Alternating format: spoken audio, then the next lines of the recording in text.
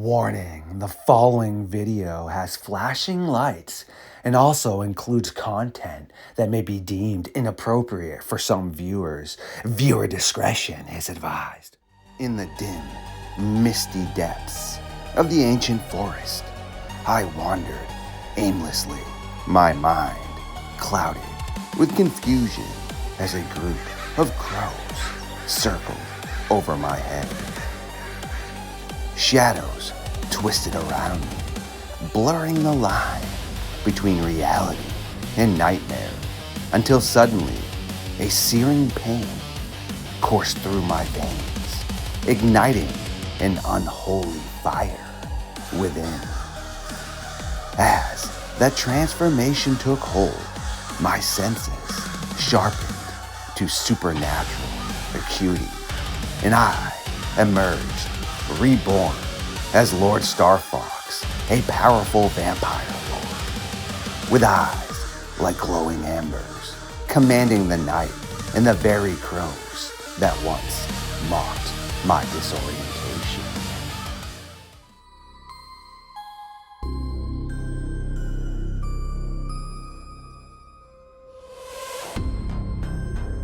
Crows never lie. In the darkness, they simply remember what the light refuses to reveal.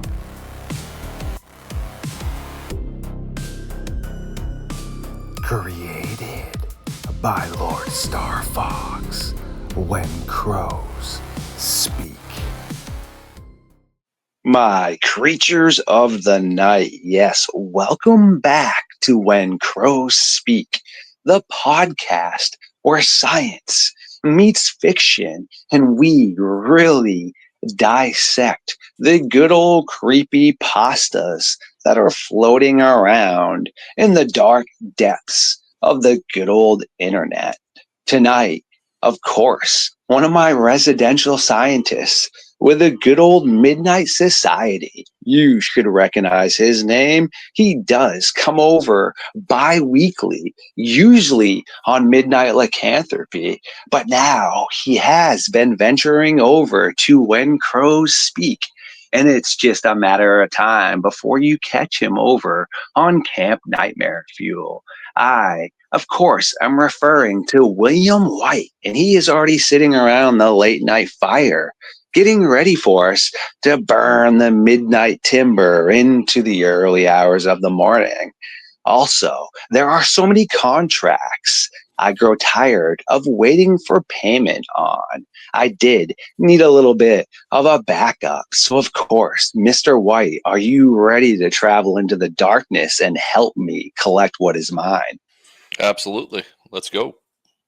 Excellent. To the audience tonight, we are going to be diving into, yes, one of the lesser known creepypastas. I am referring to the good old Bunny Man, also in the area of the Bunny Man Bridge. Wait, what, Star Fox? Yeah, exactly. What, Star Fox? We got some interesting stuff to dive into tonight. What I'm going to do is briefly glance over this, and then, of course, we're going to throw it to our scientist and let him just add some more clarity to what is occurring. The Bunny Man is an urban legend that originated from two incidences in Fairfax County, Virginia in the 1970s, but has been spread throughout the Washington, D.C. and Maryland areas now. The legend has many variations. Most involve a man or some sort of strange being wearing a rabbit costume who attacks people with an axe, a hatchet, or anything else that could cause brutal damage. Most of the stories occur around Colchester Overpass, a southern railway overpass spanning Colchester Road near Clifton, Virginia. And as I had mentioned earlier, that would be our AKA Bunny Man Bridge. Versions of the legend vary in the Bunny Man's name, motives, weapons, victims, description of the costumes or lack thereof, and sometimes even his possible no longer existence. In some accounts, the victims' bodies are so badly eviscerated that there is nothing left except splatter to find. The Bunny Man's ghost or aging spirit is said to come out each year on Halloween to commemorate his passing. Before I dive a little bit more into this, we are going to let William now take center stage here. He has some of the origin background and some of the stuff that has been occurring. All right. So the bridge is currently, in the present day, still very much an attraction for thrill seekers, for people interested in urban legends and the paranormal, especially on Halloween. Apparently, if you go there at the right time of the year, Halloween, right time of night, you might hear the chopping of wood or perhaps catch a glimpse of the Bunny Man. That's the urban legend.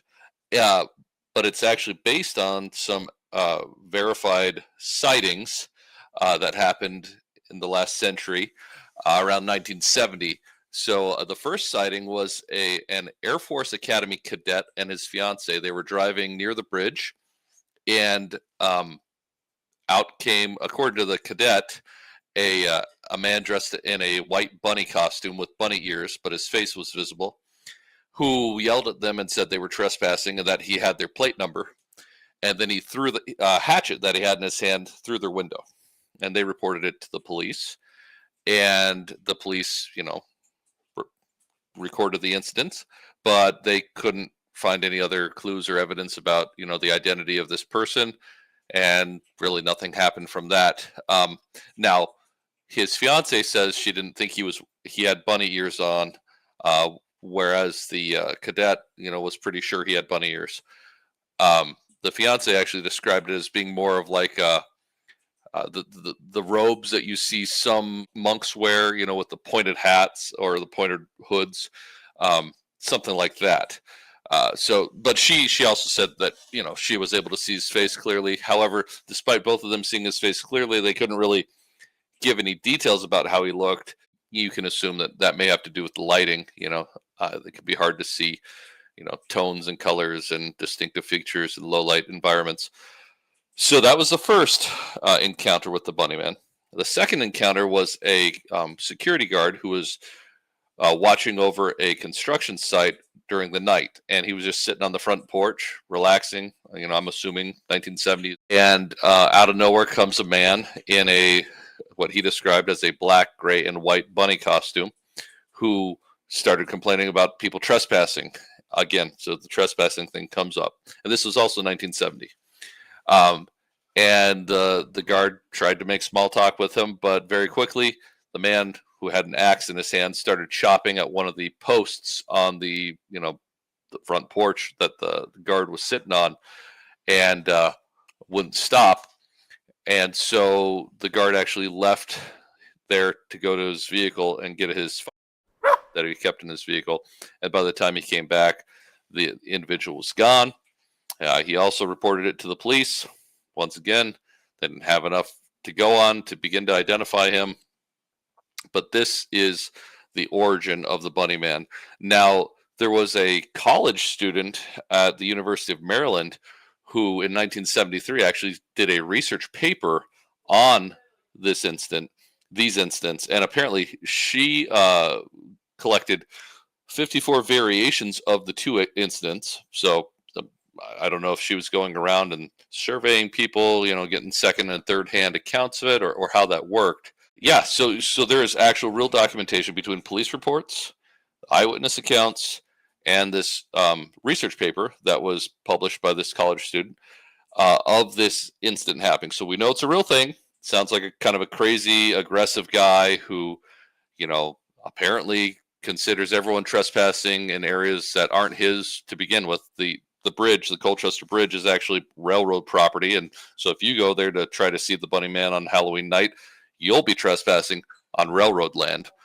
But obviously, a man in a bunny suit is not railroad police or security guard, so he doesn't really have a right to tell people they're trespassing.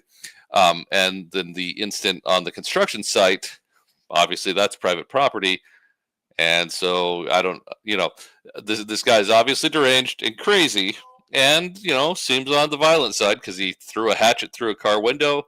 The hatchet actually was recovered, and the cadet and his fiance kept it. So, and then he, vandalized this construction site.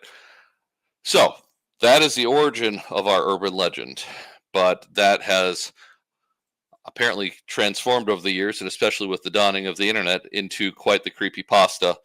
Um, as StarFox described, and there we go with kind of setting the stage for what's going on. Super bizarre. Do you think with the whole bunny man, it could be something very similar to the Vermont pig man that we recently covered over on Camp Nightmare Fuel, where there actually was an instance of a supposed individual that ran off into the forest? Yet, from the research I've done and also my science team and others, they don't believe it was the same individual that was being blamed for supposedly wearing a pig head or eviscerating these pigs and livestock, etc. And then all of a sudden it started spreading out in different areas, was being seen over in Canuck Chase, which is a whole nother talk for some night. But that's an area over in the UK that you can see everything from the hairy hand that supposedly grabs people's cars while you're driving and causes you to almost crash, to dogmen, to spectral hellhounds, to UFOs, the pigman. List goes on. Is there some sort of correlation you think, like we mentioned before, when creepypastas do gain so much steam, right? Paranormal and supernatural is not something that I spend a lot of time on. A lot of my science members, including yourself, do. It's not really far-fetched to think that a it could have picked up steam kind of just from people in general, like with the whole clown thing, right? Sure. You hear about it, then all of a sudden somebody else starts doing it. Or do you think it's one of those things that maybe so much negativity has gone into it, so much demonic aspects that maybe it's pulled the supernatural, like Dean and Sam would say? I think the idea of a copycat or copycats, uh, especially since it became an urban legend even before the internet in the area. I think the idea of copycats latching onto it and doing it for the thrill of scaring people or whatever is highly likely. I mean, obviously the first two incidents I would say were probably done by the same person, happened in the same area within months and weeks of each other. That's one thing, and we're talking 1970, which was 55 years ago. So it's probably not the same person. Just continue to do this decade after decade after decade. I think it is likely that if there are sightings that are not just people jumping at shadows or people telling spooky stories to carry on the tradition, that it's probably a copycat. Honestly, I'd seen mention of the Bunny Man once or twice over the last several years, but it doesn't seem to have nearly the same cult following and presence as some of the other creepy pastas and urban legends that to me seem to have a higher likelihood of turning into something, running away with themselves and perhaps turning into its own thing. So As you said, you have a ton of variants. Some people are just saying it was more of a, hey, get out of here. Now you have other people saying things were completely eviscerated. right. You have some people saying that he was wearing a rabbit or bunny costume, but then you have other people saying he was wearing rabbit or animal fur. Even the first instance where it was the airman and his fiance, I mean, they were in the same spot, same distance, same lighting, same everything. He was convinced the guy had bunny ears on. She thought he was wearing more of like a religious robe, right? I mean, Mm. that's pretty illustrative of how variable and perhaps unreliable our recollection can be. So one of them was probably right, one of them was wrong, and not deliberately wrong. It's just being human. And then yeah, the research paper was written in 1973. 3 years afterwards, and there were already 54 variations of the witnesses or the people that encountered him. It's crazy how things can rapidly change over such a short amount of time, how stories can change like that. Yeah. Isn't that the truth, my friend? That's pretty much with everything in general. So there was some truth there at one point in time, just like with the pig man, and seemingly with this, at least these two original encounters can be verified. At the end of the day, could that couple have just put a hatchet on some sort of sculpture and hung it on their wall? Of course. Yet there are seemingly some other incidences when this occurs. How do you feel about all this? I lean more towards it being some disturbed individual who's being aggressive towards people. And like I said before, last time I was on the show, there, there's nothing more, at least to me, creepy than something that is is what normally what you would consider to be harmless, that then is larger than it should be, acts differently than it should be. Like I use the example of a duck that instead of being the size of a duck was the size of a golden retriever. That would freak me out. So yeah, a man dressed in a bunny costume. Bunnies are viewed as harmless and cute and fluffy, and yet he's got an axe and he's acting aggressive and crazy. Yeah, psychologically, it's pretty, in a way, traumatizing. And so I think he was a deranged individual who was doing that to intimidate people for whatever reason. Um, Now it could be that it was someone in robes, like the fiance thought, but the fact that the other witness at the other event also described him as being in a bunny costume makes me lean towards it was a bunny costume, and she just misremembered or misinterpreted what she saw. Totally makes sense right there, because I remember my cousin when I was growing up. He was a into forensics and crime scene investigations. He was a detective, and he would always say that if two people are involved, there's three sides of the story. Me being 11, I'm like, dude, I thought you were smart, man. No, that's not math. He's like, yes, Yeah, it is. He goes, it's your story, their story, and then the truth, right? right. Meaning, when we look at these things, that's why it's super important to try and step back for a second and be like, all right, well, at least this original interactions were verified, but then none of the other parts are really able to be verified. Like, correct me if I'm wrong, any sort of the eviscerations of people or animals and things that can't be pinned on, quote unquote, the bunny man per se. It could have been really anything, yet it just got more or less potentially blamed for this occurring, because, like you just said, when things are potentially taken to that next level of causing scariness, or basically, like we are going to talk about in the future, Siren Head or Slender Man or some of the other things that people tend to dive into on the internet, this is definitely one of the ones that is lower on the totem pole for sure. Do you think this person was dangerous per se?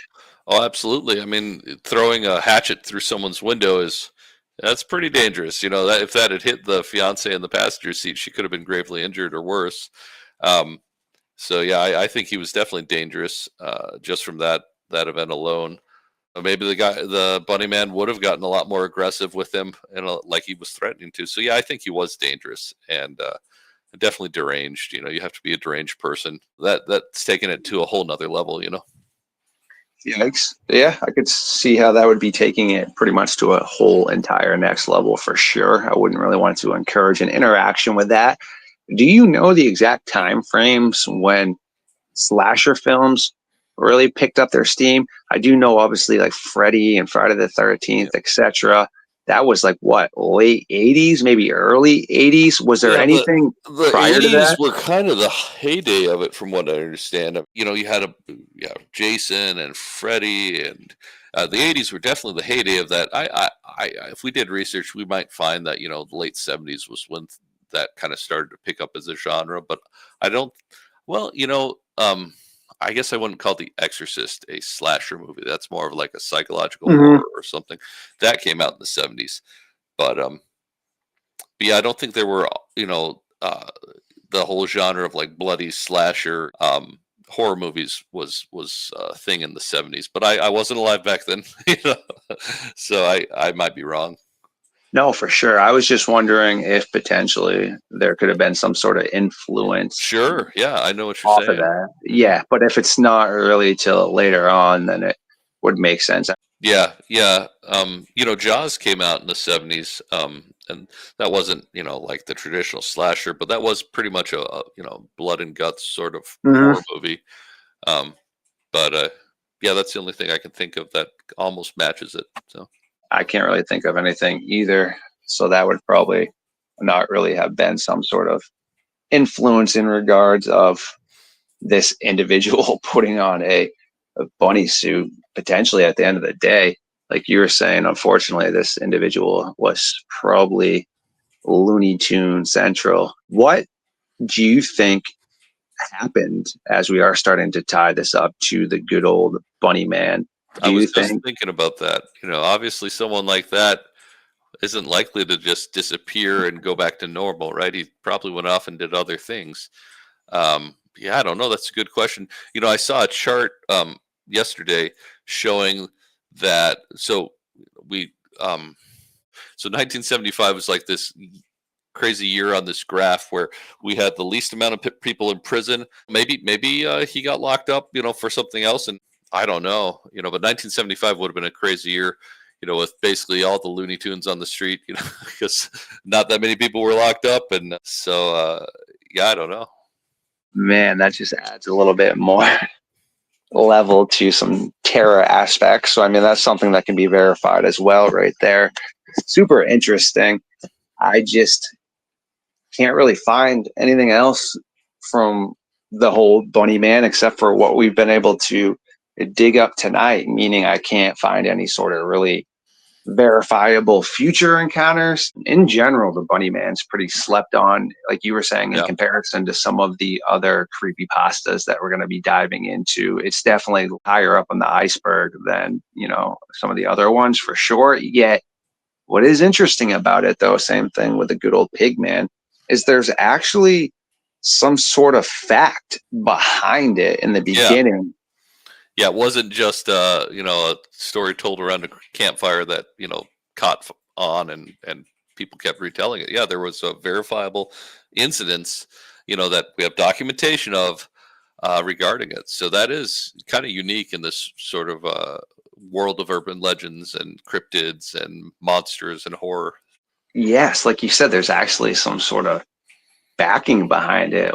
When you look into things like the back rooms, Momo, and such, as we're going to talk about in the future on here, like I had mentioned, Momo is going to be one of the topics. That was an artistic creation by an individual over in Japan. Yet for some reason, it got basically stolen from him in regards of the process of where it came from, and then someone just put it out there that it was just this crazy demon. But in actuality, once this gentleman found out about that, he was able to show the whole entire art project and the movie he was using it in and everything like that. No truth or nothing to solidify that Momo or the Slender Man or the Black Eyed Children actually ever existed. But then with this good old Bunny Man guy, like I said, we can actually pinpoint a little bit. And it's just funny too, because again, with creepy pastas, it seems just like with anything else that the ones that are completely way off the wall are the ones that pick up steam in comparison to this one that actually might have a little bit of truth on it. Hmm. Yeah, I mean, they never figure out who the guy was. He never, that we know of, got arrested. So in theory, he could have been out there doing crazy stuff for decades. Obviously, like I said, he's got to be at least 80 years old today. But you know, that's a long time to be causing mischief. Yeah, so that is kind of an interesting perspective to take on it. Yeah. So creepy right there. Well, as we are starting to tie this up because you are a busy individual, is there anything else you would like to mention about the Bunny Man topic tonight? Any other instances you would like to bring up? And if not, what would be your final verdict? Yeah, I don't have anything, more to cover as far as the Bunny Man goes. But my final verdict is obviously, some creepy stuff really did happen in 1970. Um, but I think that any sightings over the next several decades were quite likely copycats. All that stuff um, are just made up because there's no documentation of crimes, anything surrounding the Colchester Bridge or that area that would actually match these stories. So, yeah, I think it's just a real life incident that sparks some people's imaginations, and inspired a legend, if you will. So yeah, kind of a cool story, honestly. To be honest, like you said, it's cooler still because we know something did happen in 1970. It was a mentally ill person, but something really did happen. Brilliant stuff by a brilliant mind. And like you said, yeah, who wouldn't be interested in a individual that is off their rocker running around in a bunny suit, right? That's Yeah, something that's pretty that crazy. is something from like a straight up B flick for sure, right there. I think I It's know my next Halloween costume now. I've got my inspiration. I'll be the bunny man. that would be terrifying, man, for sure. That is nightmare fuel. Yet, to the audience, if you do enjoy what you see over here on Midnight Lycanthropy, whether it is When Crows Speak, Camp Nightmare Fuel, or my original creation, Midnight Lycanthropy, please like, comment, subscribe. Yes, make the algorithm realize we are just as cool as everybody else. And I do understand when you're watching something you really enjoy, who wants to sit through ads? Yeah, as small content creators, we strategically place our ads in those spots. It really does help us out. And one more thing you can do is check out the good old merch store down below. Yes, I do appreciate and love everybody. Thanks for kicking it tonight with us, man. You're welcome. Glad to be here.